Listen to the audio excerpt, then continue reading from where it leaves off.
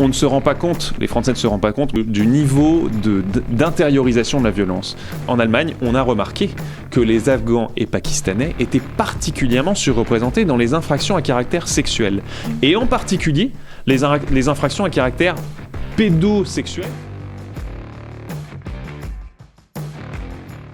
Alors justement, Pierre Marisset, je voulais vraiment vous avoir aujourd'hui parce que souvent on me dit il faut des chiffres sur ces questions de l'immigration, de la justice, de l'insécurité. Il s'avère qu'on a la chance de vous connaître et vous traitez parfaitement de cette question des chiffres à travers justement des rapports que vous faites pour l'Institut pour la justice. Donc on va revenir dessus pendant près de 25 minutes ensemble. D'abord, qu'est-ce que vous pensez de ces propos d'Alain Bauer et qu'est-ce que vous attendez potentiellement de la visite d'Emmanuel Macron au Maroc sur la question des OQTF ? Alors, je suis d'accord avec Alain Bauer, une fois de plus, assez régulièrement. C'est un personnage brillant, surtout dans notre sujet de la criminologie. Il se trouve que les OQTF sont devenus des IQTF, des invitations à quitter le territoire. Ça n'a absolument rien d'obligatoire. C'est simplement une invitation qui repose sur les épaules de l'intéressé. Donc, naturellement, ces intéressés n'ayant pas forcément intérêt, s'ils sont venus en France, à quitter, c'est qu'ils ont envie d'être en France. Si on fait reposer tout ça sur leurs épaules, naturellement, ça ne fonctionne pas. Donc voilà ce qui est devenu l'OQTF. On pourrait en parler, on pourrait aller dans les détails. Et puis deuxièmement, sur la visite d'État d'Emmanuel Macron. Alors sur les OQTF, il y a plusieurs problèmes de plusieurs ordres qui font en sorte, qui expliquent les défaillances, puisqu'on est à entre 5 et 10% d'exécution. Il y a premièrement le fait que ça repose sur les épaules uniquement de l'intéressé, de manière générale. Il y a deuxièmement le nombre, ce qu'a dit Alain Bauer, et j'en parlais hier d'ailleurs dans un tweet, l'embolie qu'il y a eu dans les tribunaux administratifs, c'est-à-dire le nombre de recours qui sont possibles. Oui, on reviendra dessus tout à l'heure. C'est absolument gigantesque. Et puis troisièmement, il y a le problème des laissez-passer consulaires. Le problème, c'est un problème diplomatique. Je ne suis pas expert en diplomatie, mais je m'étonne quand même que la France, qui est quand même une des premières puissances mondiales, n'arrive pas à obtenir, à atteindre cet objectif qui est pourtant prioritaire pour les Français. Je pense humblement que la diplomatie, c'est une question de priorité. Si le gouvernement, le ministère des Affaires étrangères, le Quai d'Orsay, met tout en haut de sa liste des priorités, quand il rencontre le Maroc, l'Algérie, les pays qui sont concernés par ces sujets-là, s'il met tout en haut l'expulsion des OQTF, il va devoir faire des concessions sur d'autres sujets, mais il obtiendra ce qu'il veut. C'est comme ça la diplomatie. Donc bon, voilà, le Maroc est un des pays, on l'a vu avec l'affaire Philippines, un des principaux pays concernés, c'est pas le principal, mais tout de même. J'espère qu'Emmanuel Macron abordera le sujet. J'en doute, puisque c'est un sujet qui fâche. Vous le savez, je ne vais pas le redire, mais les Marocains qu'on peut connaître dans notre vie en général ou qu'on voit sur Internet, les Marocains qui habitent au Maroc n'ont pas envie de récupérer des racailles et même souvent vont dire que c'est la France qui s'est mal occupée d'eux. Effectivement, il y a effectivement des différences de système sur la criminalité, de gestion de la criminalité entre le Maroc et la France qui sont assez abyssales. C'est pas du tout la même façon de faire et on peut penser que peut-être la façon dont nous gérons, avec le laxisme qu'on connaît, peut entraîner un comportement plus criminogène. Là, au Maroc, ils n'ont pas du tout la même façon de faire. Donc voilà, c'est un sujet qui fâche. Honnêtement, je doute, mais je ne suis pas expert en diplomatie, je n'en sais rien. Je doute que ça soit tellement abordé. En tout cas, ça ne sera pas très, très insistant. Et je le regrette. Et je pense que je suis là et que vous êtes là et que les citoyens français doivent faire entendre au pouvoir politique que leur priorité, en ce qui s'agit des relations bilatérales avec le Maroc et avec les pays dont il s'agit, c'est d'expulser les OQTF. C'est la priorité des Français. C'est d'ailleurs intéressant ce que vous dites quand vous parlez de priorité, parce que pour le coup, on a plutôt l'assentiment que la priorité d'Emmanuel Macron, c'est de signer près de 10 milliards de contrats, ce qui fait que d'ici quelques mois, lorsque peut-être on demandera l'application réelle des OQTF, on se verra renvoyer, attendez, en attendant, le Maroc aide à sauver Airbus, aide à sauver Alstom, etc. Et on va se retrouver, alors moi je l'ai parié hier, je mets mon billet sur le fait que Bruno Retailleau nous sortira quelques expulsions, applications de QTF assez symboliques et symptomatiques pour faire croire que c'est le cas. Pour passer sur cette question de QTF, il y a une question aussi sur laquelle on voulait revenir en profondeur avec vous, c'est la question de la réalité des violences aujourd'hui en France. Souvent, on voit la gauche qui va nous dire, par exemple, que dans le fond, la violence, elle réduit, que le taux d'homicide aujourd'hui, il réduit. Vous connaissez bien un petit peu ces évolutions depuis les années 50, les années 60. Qu'est-ce qu'il en est véritablement de l'évolution de la violence ces dernières décennies, et notamment des homicides, Pierre Marisset ? Alors, vous avez entièrement raison. Ça, c'est un argument qu'on entend beaucoup, c'est que, et c'est vrai, le nombre d'homicides en France diminuerait depuis les années 90, en gros. Bon, c'est vrai. C'est objectivement vrai, et l'homicide est traditionnellement, même si on peut en discuter, la criminologie c'est toujours très flou, mais c'est traditionnellement l'homicide le meilleur indicateur de la violence. C'est-à-dire un pays dans lequel vous avez beaucoup d'homicides, c'est la Jamaïque par exemple, l'Afrique du Sud, le Venezuela. Dans ces pays-là, vous avez énormément d'homicides. On est... je ne veux pas vous perdre dans les chiffres, mais pour vous donner un ordre d'idée, un ordre de grandeur, un taux d'homicide, il se compte sur 100 000 habitants. En France, on est à environ 1,5 homicides pour 100 000 habitants. C'est relativement peu à l'échelle de la planète, c'est très peu. C'est relativement élevé à l'échelle européenne et à l'échelle occidentale, mais bon, bref, c'est un autre sujet. Aux États-Unis, par exemple, ils sont beaucoup plus que nous. Ils sont à 6. Donc ils ont un vrai sujet avec l'homicide. À travers le temps, la France au Moyen-Âge, par exemple, pour vous donner encore un ordre de grandeur, on est aux alentours de 30. Très difficile à calculer, mais c'est dans ces eaux-là. Le Salvador, qui était le premier pays en termes de taux d'homicide dans les années 2015, 2016, 2017, ils étaient autour de 100 pour 100 000 habitants. Donc voilà un petit peu les ordres de grandeur. La France, ça fait très longtemps qu'on est en dessous de 2 pour 100 000 habitants. Ça fait depuis, en gros, le XXe siècle, on n'est pas monté au-dessus de 2, si ce n'est en période de guerre, éventuellement d'épuration, post-libération, etc. Et donc, le taux d'homicide, c'est un sujet très important et très intéressant.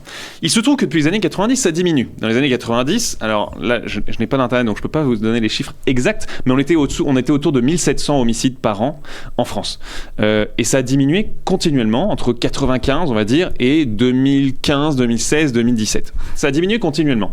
Donc on s'est dit, et donc beaucoup de gens qui nient l'insécurité disent « Attendez, regardez, les homicides, ils diminuent, on était à 1700, on était à 800, c'est vraiment signe que la violence décroît en France. » Le problème, c'est que, en fait, il y a 2 problèmes là-dessus. C'est que, premièrement, ça n'est pas vrai des tentatives d'homicide. Il y a même 3 problèmes. Les tentatives d'homicide.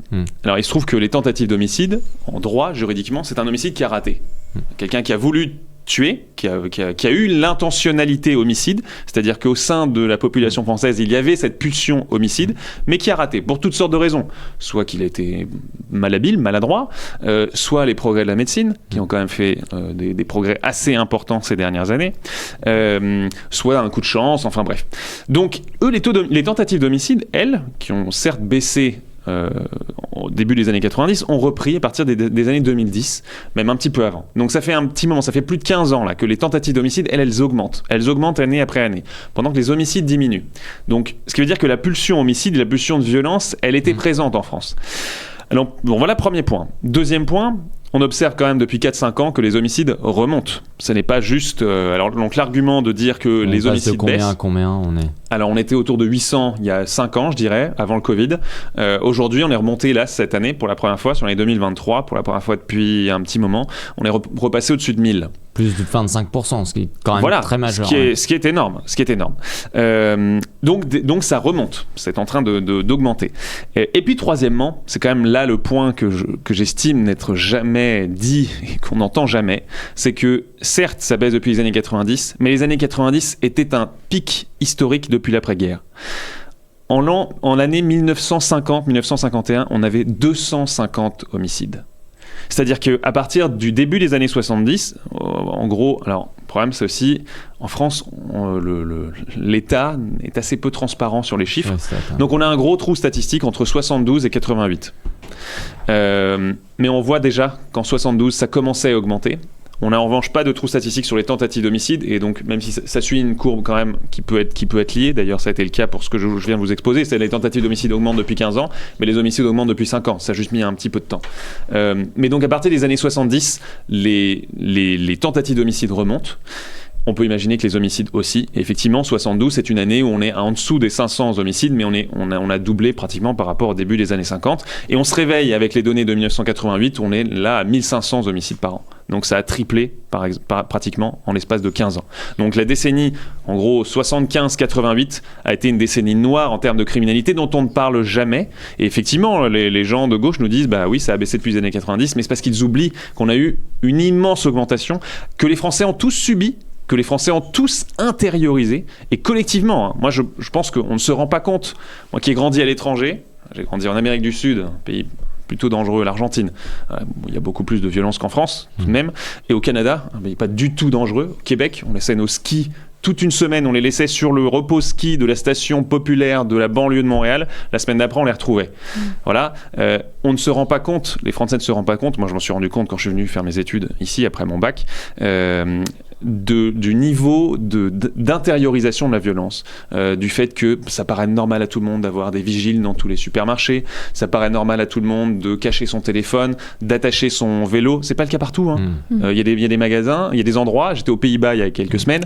Aux Pays-Bas, on laisse son vélo devant le magasin. Là, en Hongrie, c'est la même chose. Ouais. Voilà. Même quand c'est même dans le détail, mais quand on conduit, on ferme la voiture, au feu rouge, on rehausse les fenêtres. En fait, à chaque fois, mon père me dit, Louise, ne me laisse jamais ton sac à main sur le côté passager. Et il a raison. Mais aujourd'hui, on est dans cette insécurité. Je pense aussi au Japon.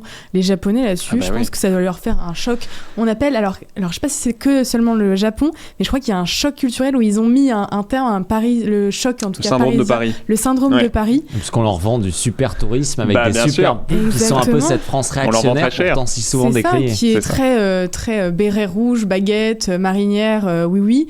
Et en fait, ils réalisent le choc culturel total. Souvent le racket qu'on se retrouve justement après, une fois qu'ils arrivent à l'aéroport, il y a énormément de cas de carjacking. Alors c'est intéressant parce que vous revenez donc sur la réalité de ces chiffres. Maintenant il y a la question comment les endiguer.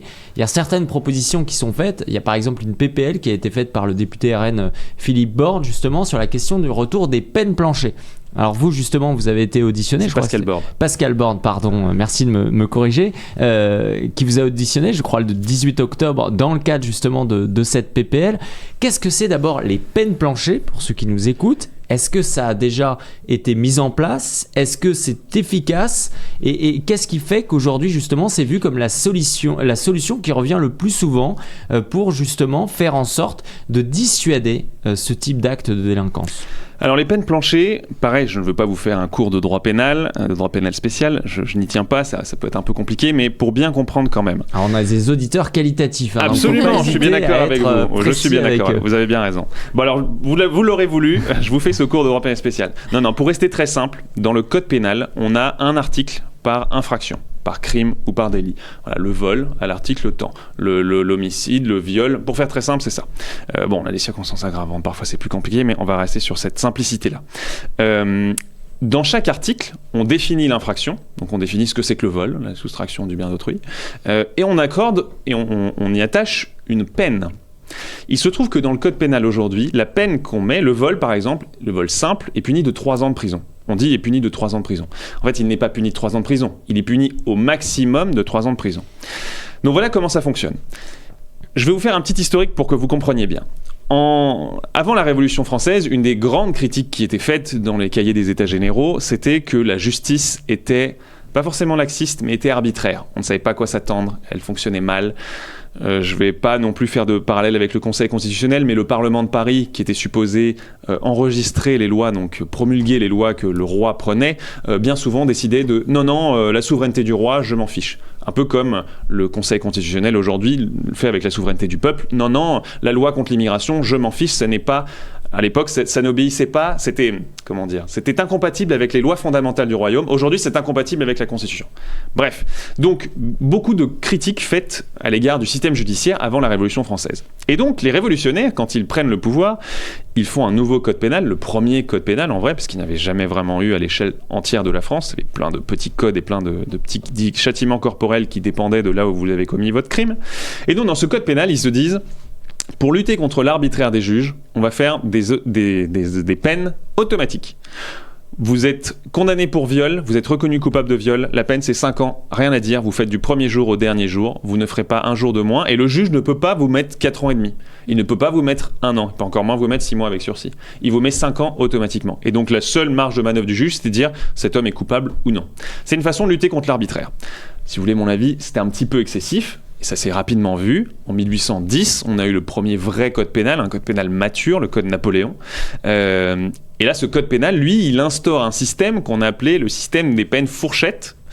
Alors, pour le vol, par exemple, c'était non plus 5 ans automatiques, mais c'était entre 5 ans et 1 an. Entre 1 an et 5 ans. 1 an au minimum, c'est-à-dire un plancher, et 5 ans au maximum. Donc ça, c'était 1810. Je vous épargne les détails, mais on a eu une lente décrépitude de ce système-là, avec le système des circonstances atténuantes, etc. etc. En fait, en gros, les juges avaient le droit de déroger au plancher, ils avaient le droit de descendre au plancher s'ils reconnaissaient une circonstance atténuante, et le juge pouvait décider de ce que c'était. Ah bah, il a perdu son boulot récemment, c'est une circonstance atténuante, donc je descends en dessous du plancher. Pendant longtemps, ça fonctionnait bien, parce que les juges étaient... traditionnellement, la fonction de juge jusqu'à la Ve République, c'était la petite noblesse de province. C'était des gens pragmatiques, plutôt bourgeois. C'était de la noblesse des notables plutôt que de la noblesse. C'était des bourgeois. Bon, c'était assez. On savait à quoi s'attendre. Et donc, ils dérogeaient pas tant que ça aux circonstances atténuantes. Avec les circonstances atténuantes, ils descendaient pas en dessous des planchers tant que ça. Mais avec la vague des juges militants qui est arrivée dans les années 60, 70, 80, là, les circonstances atténuantes ont été complètement dénaturées. Et le plancher, on l'oubliait complètement. On oubliait le plancher. Il était systématiquement, on descendait systématiquement au-dessus. Et donc, on a eu un nouveau code pénal en 1994, qui est le code pénal que nous avons aujourd'hui, donc c'est le 3e, qui lui a dit, bon bah, prenons acte du fait que tout le monde se moque des planchers et supprimons-les. Et donc, depuis 1994, il y a le système dont je vous ai parlé au début, c'est-à-dire que le vol simple est puni de 3 ans de prison au maximum. Donc maintenant, on n'a plus que des maximums. Et le plancher, j'y arrive, vise justement à remettre un minimum. Et ça n'est pas scandaleux. Ce que Nicolas Sarkozy, du coup, a fait. Absolument. Nicolas Sarkozy avait voulu faire ça. Alors, il faut dire qu'il y avait beaucoup de problèmes. Mais bon, c'était déjà une bonne intuition et une bonne initiative. En 2007, il met en place les peines planchers en cas de récidive. Donc, quand vous étiez reconnu, quand vous n'étiez pas récidiviste, il n'y avait pas de plancher. Vous restiez dans le système normal. Et Didier Migaud, l'actuel ministre de la Justice, avait à l'époque, député socialiste, voté contre justement ces peines planchers. Que propose aujourd'hui le ministre de l'Intérieur, Bruno Retailleau? C'est intéressant de le relever. Et que 85% des Français soutiennent. On a fait un sondage il y a quelques années là-dessus, 85% des Français, 84%. Donc c'est énorme. Donc il y a largement une demande populaire. Et donc Nicolas Sarkozy dit pour les récidivistes uniquement, il faut dire que je parlais hier aussi sur Twitter du lexique pénal trompeur. La récidive, c'est un mot qui est très trompeur pour le grand public, puisque pour être récidiviste, pour le grand public, un récidiviste, c'est quelqu'un qui a commis une infraction, qui a commis un crime ou un délit, qui revient à nouveau devant le tribunal. Et là, c'est pour le même délit, c'est ça? Oui. Voilà, c'est pour le même délit dans une période donnée. Ouais. Vous commettez un meurtre en 2010, vous êtes condamné, vous commettez un autre meurtre 30 ans plus tard, vous n'êtes pas récidiviste au sens de la justice. Si vous faites un viol après un meurtre, vous n'êtes pas récidiviste. Non. Ah oui. Si c'est deux infractions différentes, deux condamnations différentes, vous n'êtes pas récidiviste au sens de la loi, vous êtes réitérant, ce qui est un terme qui n'a pas vraiment d'existence juridique, qui est juste... même pas d'existence médiatique ni rien. Absolument, personne n'en parle. Et donc, c'est très trompeur. Bref, donc Nicolas Sarkozy disait les peines planchers s'appliquent pour les récidivistes. Vous avez commis un crime, le même dans les 5 ans qui suivent, et ben vous êtes récidiviste, là vous aurez une peine plancher. Ça s'appliquait donc dans relativement peu de cas. Relativement peu de cas. Bon, ça arrivait quand même. Pour vous donner un exemple, aujourd'hui, on a 42% de personnes qui sont soit récidivistes, soit réitérants, et on a, je crois, 17% de récidivistes dans la totale, le total des condamnations sur l'année donnée. Ce qui montre globalement que vous avez presque une chance sur deux quand vous êtes un délinquant de le rester. Il y a cette petite idée philosophique derrière quand même, qui est que voilà, c'est pour rentrer dans un chemin, et donc c'est la nécessité de le faire. Ouais, absolument, c'est exactement ça. Ce qui en dit long d'ailleurs sur la criminologie, on pourra en parler, mais complètement. On pourra tirer beaucoup d'enseignements.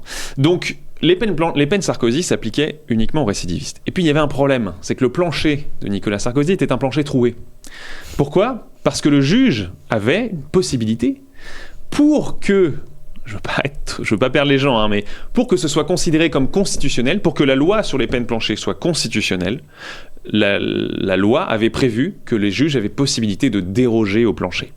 C'est-à-dire que, alors ils devaient motiver leur décision au vu de la situation personnelle de l'intéressé, etc., tout un blabla qui devait motiver. Et en cas de 2 récidives, ils devaient encore plus motiver. Mais en fait, tant qu'on leur laisse la possibilité de motiver, les juges qui n'ont pas envie d'appliquer les peines planchers, ils ne les appliquent pas.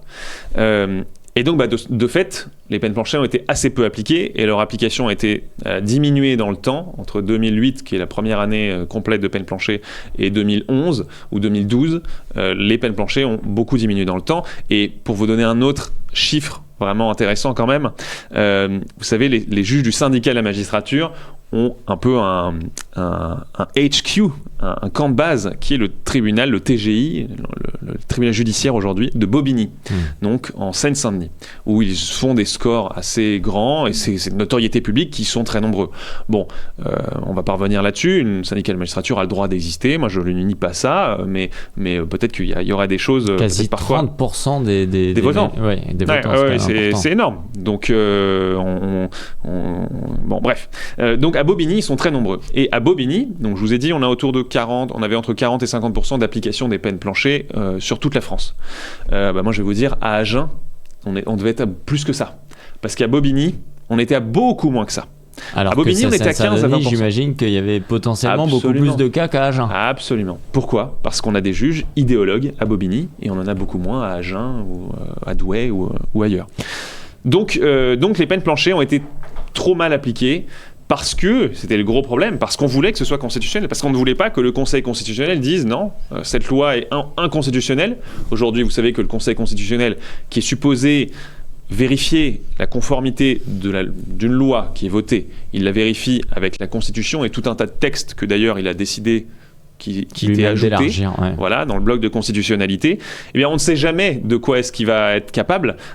Par exemple, vous vous souvenez peut-être qu'il y a quelques années, M. Héroux avait été relaxé parce que le Conseil constitutionnel avait dit qu'il n'y avait pas de délit, parce qu'il avait utilisé la devise de la République. Oui, celui qui aide justement les migrants, donc illégaux. Quel niveau... Moi, quand j'étais en droit, en première année de droit, on nous dit qu'une des choses les plus importantes en droit, c'est la sécurité juridique, le fait de savoir à quoi s'attendre. Quelle sécurité juridique est-ce qu'il y a quand une personne commet des infractions et que le tribunal va dire non, il n'y a pas d'infraction, puisque dans la devise de la France, on a un principe de fraternité. Qui peut s'appliquer surtout. Ça pourrait être surtout n'importe quoi. On va prendre quoi, le drapeau bleu, flanc rouge fait que vous avez le droit de saigner des gens parce qu'il y a du rouge dans le drapeau. Ça n'a aucun sens. Il y a une autre proposition justement, en plus des peines planchées, qui peut faire polémique quand on prend cette question justement de la fraternité au sens large. C'est une PPL qui a été posée par la députée RN Edwidge Diaz dans le cadre des niches parlementaires. Il y a cette possibilité qui sont données aux groupes d'opposition. Vous avez également été auditionné les 18 octobre, c'est sur la question de l'expulsion des délinquants étrangers. On se souvient, Marlène Schiappa avait dit ceux qui font de l'agression sexuelle et qui sont étrangers, on va les expulser, etc. Ça rentre dans le débat public. Qu'est-ce qu'il en est aujourd'hui en fait de ce lien entre l'immigration, l'insécurité, également l'immigration, mais les étrangers, parce que l'immigration ça peut être aussi des nationaux qui ont été nationalisés. Souvent on le met un petit peu de côté, mais qu'est-ce qu'il en est réellement des chiffres et qu'est-ce que ce type de proposition peut concrètement apporter? Parce qu'on entend tout le temps des gens qui disent de toute façon c'est de la démagogie, on peut rien régler, on peut rien, la justice n'est pas laxiste, etc.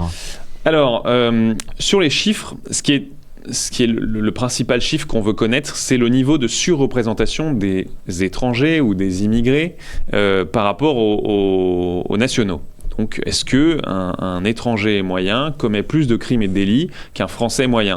Ce qui veut dire que si on accueille cet étranger, le nombre de crimes et délits moyens en France augmentera. Donc, c'est cette question de la surreprésentation qui est un peu à la base de la réflexion. Mais moi, avant toute chose, quelque part, j'aurais envie de dire, on se moque de la surreprésentation. Qu'un étranger commette plus ou moins de crimes ou de délits ne devrait absolument pas changer le principe que venir en France devrait, même si c'est très galvaudé, devrait être un privilège, et que dès lors qu'on commet un crime ou un délit, qu'on soit surreprésenté ou pas dans les statistiques, dès lors qu'on commet un crime ou un délit, on devrait être expulsé. Bon, ceci étant dit, on en est tellement loin qu'on va aller dans ce sujet de la surreprésentation. Et aujourd'hui, il se trouve que dans les statistiques pénales, on a une douzaine de grandes catégories de crimes et délits, les vols dans les voitures, les homicides, les violences sexuelles, etc., les agressions sexuelles, etc. Il se trouve que dans toutes ces catégories pénales, on a en France 8% d'étrangers. Selon l'INSEE, et dans toutes ces catégories du code pénal, on est au-dessus de 8%. La part des étrangers est au-dessus de 8%. Ce qui veut dire qu'en moyenne, pour tous les crimes et délits commis en France, les étrangers sont plus susceptibles de les commettre que les nationaux. Vous avez quelques exemples français. Selon certaines infractions? Oui, absolument. C'est important les chiffres parce qu'à chaque fois on nous dit toujours non mais c'est faux, ce grand sujet du lien entre immigration et insécurité. Alors je vous donne les chiffres de 2020, c'est un petit peu, ça fait 4 ans, mais la tendance est exactement la même tous les ans. Absolument, et peut-être certainement que ça empire. Les étrangers étaient par exemple 17% des mises en cause pour homicide. Voilà. donc les meurtres, alors qu'ils ne sont que 8% de la population, donc ils sont 2 fois plus susceptibles d'être mis en cause pour un homicide qu'un Français lambda. C'est quand même relativement dangereux. Une personne 2 fois plus dangereuse que votre voisin, ça peut quand même poser problème. Donc voilà pour les homicides. Pour les agressions, on est à 15%. Pour les vols violents avec armes, on est à 31%. C'est quand même énorme. Et puis même, vous aviez des chiffres dans les zones urbaines qui étaient assez faramineux. Vous vous souvenez peut-être ce chiffre des pickpockets dans le métro. On est à 94% en Ile-de-France, même pas d'origine étrangère, de nationalité étrangère. Est-ce qu'on arrive à faire la différence entre les étrangers d'origine aussi africaine, maghrébine, et les étrangers de façon générale aussi? On sait que l'immigration maghrébine, je crois, c'est 3,1% aujourd'hui par rapport à l'INSEE. Oui. Et je crois qu'il y a aussi des chiffres qui montrent que la délinquance de ce côté-là, elle est encore plus représentée. Alors oui, on a les chiffres. Je vous les ai pas sortis là, mais on les a. On sait que c'est le problème en France, c'est que c'est assez flou. On a d'origine africaine, et je crois qu'on a Afrique du Nord, effectivement. Mais on va pas plus loin, on va pas par nationalité. Ce qui existe dans d'autres pays. Vous prenez la grande majorité des autres pays d'Europe, ils ont des statistiques en fonction de la nationalité. Ce qui permet d'avoir des référentiels pour l'acceptation de titres de visa, etc. Absolument. Ça vient d'un pays plus ou moins dangereux. Absolument, ce qui permet de comprendre des choses très intéressantes, voire terrifiantes. Je prends l'exemple des statistiques allemandes. Vous connaissez le compte Twitter Mark Vanguard, qui a fait un travail incroyable sur Twitter. Et moi, ça m'avait beaucoup marqué. J'ai lu ces posts des dizaines de fois. Et en Allemagne, on a remarqué que les Afghans et Pakistanais étaient particulièrement surreprésentés dans les infractions à caractère sexuel. Et en particulier, les infractions à caractère pédosexuel, donc pédopornographie, agression sexuelle sur mineurs, etc., etc. Donc, ce qui ne veut pas dire que tous les Allemands, et tous les Afghans et tous les Pakistanais soient agresseurs sexuels d'enfants en puissance, mais c'est une statistique qu'on ne peut pas et quand on choisit de les accueillir, on choisit de faire prendre un risque plus important qu'en accueillant d'autres personnes. Exactement. Et on en parlait hier justement avec Yona et Anaïs du collectif Nemesis qui se sont rendus à Londres. Londres où il y a eu l'affaire du grooming gang, qui est l'une des affaires les plus atroces qui se soit passées à Londres dans les décennies qui nous précèdent. C'est vrai qu'on voit quand même qu'il y a un fort taux d'insécurité qui provient en général de ces communautés-là. Anaïs témoignait elle-même qu'elle s'est fait agresser par un groupe de 3 hommes. Ils l'ont bousculée, ils l'ont touché la poitrine. C'était des personnes qui étaient typées entre Afghanistan ou Pakistan. Justement, pour rester sur le côté insécurité et immigration, pour conclure cette interview frontale, le service public dénonce, lorsque la droite évoque le lien justement entre insécurité et immigration, le service public dénonce une récupération en la matière. Exactement. Oui. C'est justement, souvenez-vous du reportage de France 5 avec, après l'affaire Lola, cette jeune Française assassinée par Dayabé, qui était algérienne sous OQTF. On écoute tout de suite. Les parents ne voulaient aucune récupération. Quand la fachosphère manipule les réseaux sociaux, cessons cette immigration meurtrière. Nos enfants commencent à être tués. Une armée numérique impose une théorie conspirationniste. C'est pas un fait divers, c'est un francocide. L'utilisation du terme francocide, c'est qu'il ne correspond en rien avec la réalité. La fabrique du mensonge, affaire Lola, chronique d'une récupération. Moi j'en ris tellement, c'est dingue. Surtout avec le recul. Avec ce que sa maman a dit aussi. Parce que papa qui est mort. Effectivement, vous, l'Institut pour la justice, vous aviez organisé une manifestation sur cette question justement, sur la défense de Lola, tout simplement, en disant en fait ça pourrait continuer avec des victimes. Vous en avez fait intervenir, on en a vu d'autres justement avec Philippine, avec le recul. Quand vous entendez le service public, donc payé par vos impôts, par nos impôts, proférer de telles dingueries, qu'est-ce que ça vous fait ressentir ? Moi, j'ai du mal à comprendre, très sincèrement, ça me paraît assez incompréhensible. Je pense qu'il faut chercher des causes vraiment très très profondes collectivement pour qu'il y ait, parce que tout de même c'est le service public, mais il y a quand même une certaine partie de la population qui croit, qui adhère à cette idéologie-là. Une bonne partie même des élites occidentales, on pourrait en parler, mais dans plein de sujets, chez les profs, chez les juges, naturellement, on a une bonne partie d'élites urbaines occidentales qui ont une volonté de suicide, une tendance masochiste, mais qui veulent malheureusement emmener tout le monde, qui veulent emmener le bateau France sur un iceberg, mais qui veulent que tout le monde y aille, et qui ne veulent pas laisser qui que ce soit s'en sortir. Parce que ne pas réagir quand on a une enfant un pays, c'est une grande famille. Quand on a une enfant de notre famille qui est tué dans ces circonstances-là et qu'on ne veuille pas changer des défaillances qui ont conduit à ça, non seulement qu'on ne veut pas les changer, ça pose un grave problème, c'est un manque d'intelligence, un manque d'anticipation, un manque d'énergie vitale, mais en plus qu'on accuse ceux qui le font de récupération ou de quoi que ce soit, ça confine à la folie. On a vu cette interview de sa mère qui a dit que, justement, c'est pour ça que c'était intéressant d'en parler avec vous, qu'en fait, elle, contrairement à ce qu'on lui avait fait dire, ça ne la dérangeait absolument pas. Qu'en fait, vous portiez la voix de sa fille. On a vu aussi son père mourir de chagrin. Il y a une autre question que se posent les gens, c'est Daya B, qu'est-ce qu'elle devient aujourd'hui ? Alors je crois que malheureusement elle a des problèmes psychologiques, psychiatriques, et donc on est toujours en instance de savoir est-ce qu'elle va être jugée ou pas. Alors a priori les premières décisions qui tendaient à laisser à penser qu'elle serait jugée, parce qu'en France on ne juge pas les fous. Quand une personne est reconnue irresponsable pénalement, on ne la juge pas. Ce qui peut souvent être utilisé par des avocats pour la défense. Ce qui peut être souvent être utilisé, honnêtement, dans la pratique, ça se fait quand même finalement assez peu, mais que ça se fasse une seule fois, ça pose déjà problème.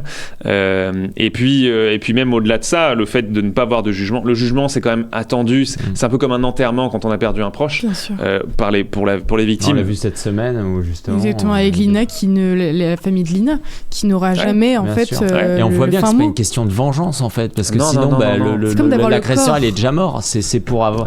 La vérité fait partie du deuil. Absolument, et le procès normalement participe à cette vérité-là, et donc c'est évidemment très mal vécu, et on peut le comprendre par les victimes. C'est très très mal vécu parce qu'on a besoin de ça pour faire son deuil, on a besoin de comprendre ce qui s'est passé, et on a besoin, qu'il soit fou ou pas, qu'il soit puni d'une manière ou d'une autre. Vous savez, dans les fonctions de la peine, on a une fonction... C'est pareil en droit, on apprend ça. Les 5 fonctions de la peine, on a la neutralisation du délinquant, la dissuasion, etc. Puis on a notamment une fonction, la 3e, qui est la rétribution. Et donc là, c'est la société qui a vécu une offense. Les victimes qui ont vécu une offense, qui ont subi un coup de poignard dans le contrat social, il y a eu un coup de poignard. C'est l'État qui va porter cela justement avec le procureur. Exactement. Il faut le réparer, sinon symboliquement, ça veut dire que notre société n'existe pas. Alain Peyrefitte, qui a été ministre de la Justice, disait que, et il défendait ça, il disait que les victimes et la société tout entière communient dans la condamnation judiciaire, communient pour réparer l'offense qui a été faite. Et ça peut paraître un peu ésotérique, un peu spirituel, dit comme ça. Alain Peyrefitte n'était pas du tout un homme dérangé, c'est un académicien, ministre, plusieurs fois ministre. Et profondément, on n'en parle pas assez, mais profondément, dans nos entrailles, on a besoin de savoir que la société à laquelle on appartient punit les gens qui lui font du mal et récompense les gens qui lui font du bien. Malheureusement, quand ça ne se fait pas, il n'y a plus de société. Le problème, c'est qu'aujourd'hui, je pense même qu'on arrive à ce stade où il y a tellement une rupture de la confiance des citoyens envers l'État français, envers la justice française, et qu'on est sur une injustice totale. Justement, à l'Institut pour la justice, vous avez à cœur de parler justement de ce laxisme judiciaire qui est total, on peut le dire, hein. C'est quasiment total, du moins. Aujourd'hui, comment on peut donner de l'espoir aux Français qui nous écoutent, à nos auditeurs de manière générale, que ça va s'arranger, peut-être ? Est-ce que vous avez vous-même espoir ? Alors moi j'ai des motifs d'espoir. Moi je suis un grand démocrate et je pense que sondage après sondage, les Français crient à plein poumon ce qu'ils veulent, et c'est toujours la même chose, c'est moins d'immigration, c'est une justice plus ferme. Sur ces sujets-là, il n'y a aucun débat, il y a unanimité. On a fait un sondage il y a quelques années sur la perpétuité réelle. Vous savez qu'en France il n'y a pas de perpétuité réelle, vous pouvez être condamné à perpétuité, en moyenne vous êtes libéré au bout de 20 ans, en moyenne.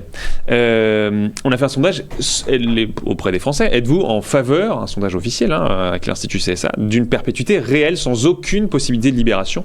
On a eu 94-95% des Français qui sont en faveur, et on remarquait par coloration politique, de droite ou de gauche, les gens sont tous dans les mêmes proportions, et les premiers qui ont été en faveur de ça, c'est les adhérents ou les sympathisants du Parti Socialiste.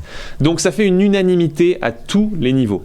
Donc le motif d'espoir, c'est la démocratie, c'est que les gens savent ce qu'ils veulent, ils savent qu'ils veulent protéger la société française avec moins d'immigration, avec moins de criminalité, et si on écoute les citoyens français, la situation va se résorber. Donc il faut, en toute chose, plaider pour plus de démocratie, à mon avis, plus de démocratie directe. Merci Pierre-Marie Sèvres, en tout cas, de nous avoir accordé cet entretien pour cette matinale. On a beaucoup de monde qui vous a suivi. C'était important d'avoir les chiffres, parce que à chaque fois les gens se font insulter en disant vous êtes raciste, vous êtes xénophobe, tout ça c'est de la démagogie, tout ça c'est dans votre tête, résister. tout ça c'est CNews, tout ça c'est Le Pen.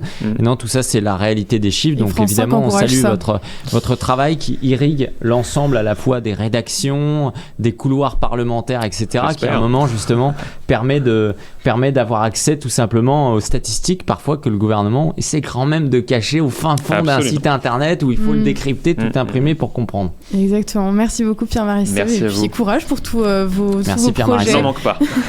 Je vous rappelle, chers auditeurs, que notre magazine Trump, l'homme à abattre est disponible sur notre site internet et en kiosque. Je vous invite très fortement à le retrouver pour découvrir de nombreuses enquêtes, notamment un déplacement qu'Alexandre de Galzin a fait aux États-Unis. Je vous invite très fortement à la retrouver. Puis vous aurez hors États-Unis, puisque je sais que ça n'intéresse pas forcément tout le monde, vous avez différents portraits de politique, vous avez une enquête sur Raphaël Arnaud, etc., etc.